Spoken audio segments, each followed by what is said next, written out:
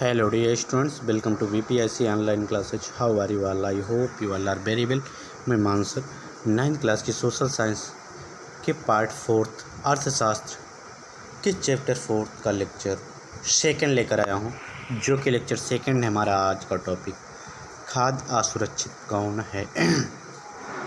तो खाद्य असुरक्षित कौन है, इसके बारे में चर्चा करते हैं। खाद्य असुरक्षित कौन है? भारत में लोगों का बड़ा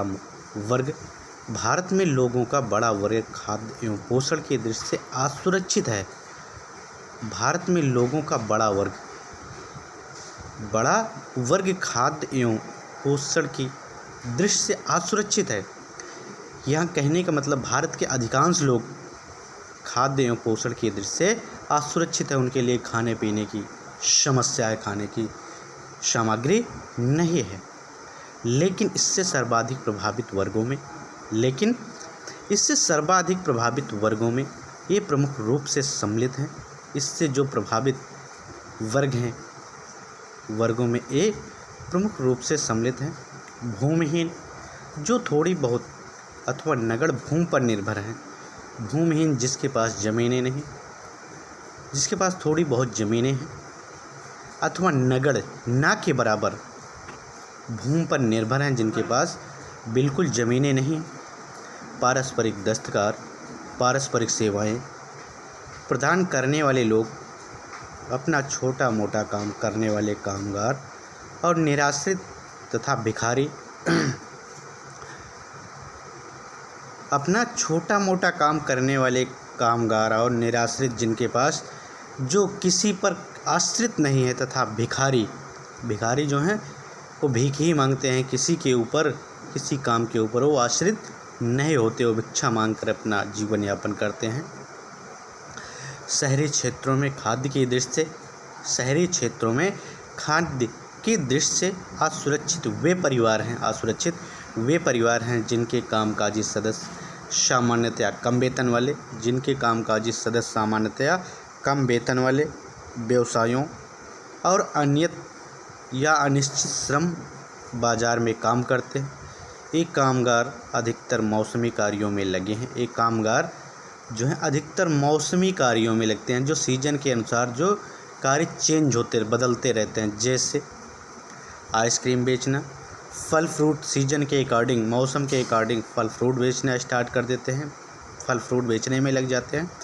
और इनको इतनी कम मजदूरी मिलती है कि ये मात्र जीवित ही रह सकते हैं, और इनको इतनी कम मजदूरी मिलती है कि ये जीवित ही रह सकते हैं। खाद्य पदार्थ खरीदने में असमर्थता के साथ साथ सामाजिक संरचना भी खाद्य की दृष्टि से असुरक्षा में महत्वपूर्ण भूमिका का निर्वहन करती है। खाद्य पदार्थ खरीदने में असमर्थता के साथ साथ सामाजिक संरचना भी खाद्य की दृष्टि से असुरक्षा में महत्वपूर्ण भूमिका का निर्वहन करती है। अनुसूचित जात, अनुसूचित जनजाति और अन्य पिछड़ी जातियों के कुछ वर्गों, इनमें से निचली जातियां का या तो भूमि का आधार कमज़ोर होता है, या फिर उनकी भूमि की उत्पादकता बहुत ही कम होती है। ऐसी स्थिति में एक खाद्य की दृष्टि से ही शीघ्र असुरक्षित हो जाते हैं। वे लोग भी खाद्य की दृष्टि से सर्वाधिक असुरक्षित होते हैं, जो प्राकृतिक आपदाओं से प्रभावित होते हैं, और जिन्हें काम की खोज में दूसरे स्थान पर जाना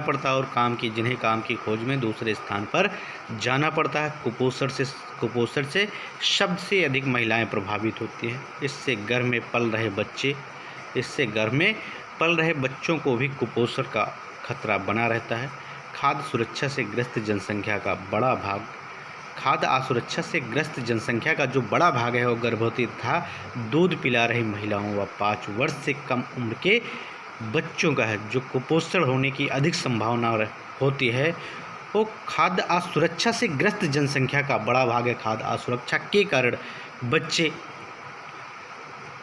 बच्चों में कुपोषण जैसे बीमारियां उत्पन्न हो जाती, 5 साल के कम बच्चों में कुपोषण जैसी बीमारियां उत्पन्न हो जाती हैं। देश के कुछ क्षेत्रों में जैसे आर्थिक रूप से पिछड़े वर्ग, देश के कुछ क्षेत्रों जैसे आर्थिक रूप से पिछड़े राज्य जहां गरीबी अधिक है, आदिवासी और सुदूर क्षेत्र, प्राकृतिक आपदाओं से बार बार प्रभावित होने वाले क्षेत्र आदि में खाद्य की दृष्टि से असुरक्षित लोगों की संख्या आनुपातिक रूप से बहुत अधिक है।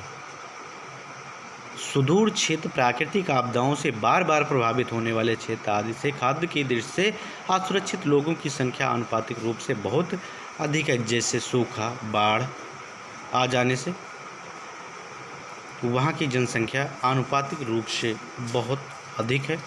उत्तर प्रदेश, पूर्वी और दक्षिणी पूर्वी हिस्से, बिहार, झारखंड, उड़ीसा, पश्चिम बंगाल, छत्तीसगढ़, मध्य प्रदेश और महाराष्ट्र के कुछ हिस्सों में खाद्य की दृष्टि से असुरक्षित लोगों की संख्या सबसे अधिक है। इन क्षेत्रों में झारखंड, बिहार, उड़ीसा, पश्चिम बंगाल, छत्तीसगढ़, मध्य प्रदेश, महाराष्ट्र के कुछ हिस्सों में खाद्य की दृष्टि से असुरक्षित लोगों की जो संख्या है सबसे अधिक है। भुखमरी खाद्य की दृष्टि से असुरक्षा की ओर संकेत करने वाला दूसरा पहलू है।